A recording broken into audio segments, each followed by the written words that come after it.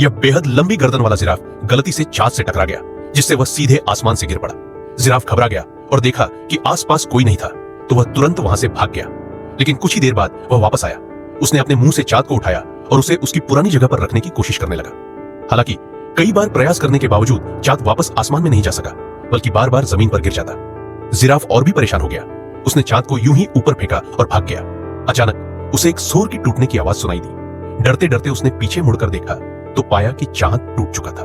उसका डर और बढ़ गया, लेकिन शुक्र था कि किसी और जानवर ने यह नहीं देखा। वह तुरंत चाँद के टुकड़े इकट्ठा करने लगा ताकि उसे ठीक कर सके। उसने एक टुकड़ा उठाया जो हिलाल अर्धचंद्र के आकार का था और सोचा कि क्यों ना पूरे चाँद को अर्धचंद्र में बदलकर आसमान में टांग दे। जब उसे लगा कि अब काम हो गया, तभी चाँद का एक हिस्सा फिर से गिर पड़ा। घबराकर उसने बाकी बचे टुकड़े जोड़ने की कोशिश की, लेकिन वह कुछ अजीब सा दिख रहा था। दूसरे प्रयास में उसने गलती से चाँद को अपने ही चेहरे के आकार का बना दिया। गिल्ट महसूस करते हुए उसने फिर कोशिश की और इस बार चाँद को उसकी सही गोल आकृति में वापस बना दिया। लेकिन जैसे ही उसने पीछे देखा, पाया कि चाँद फिर गिरने लगा है। वह दौड़कर पहुंचा और चाँद को अपने मुंह में पकड़ लिया, लेकिन गलती से उसे निगल गया। चाँद धीरे धीरे उसके पेट में चला गया और उसकी आंखें टॉर्च की तरह चमकने लगी। डरे हुए जिराफ ने इधर उधर भागना शुरू कर दिया।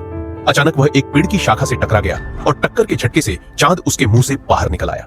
किस्मत से वह सीधा अपनी पुरानी जगह आसमान में जा पहुंचा।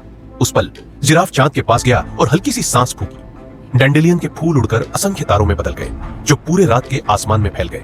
इस बार जिराफ चैन से अपने घर लौट सका।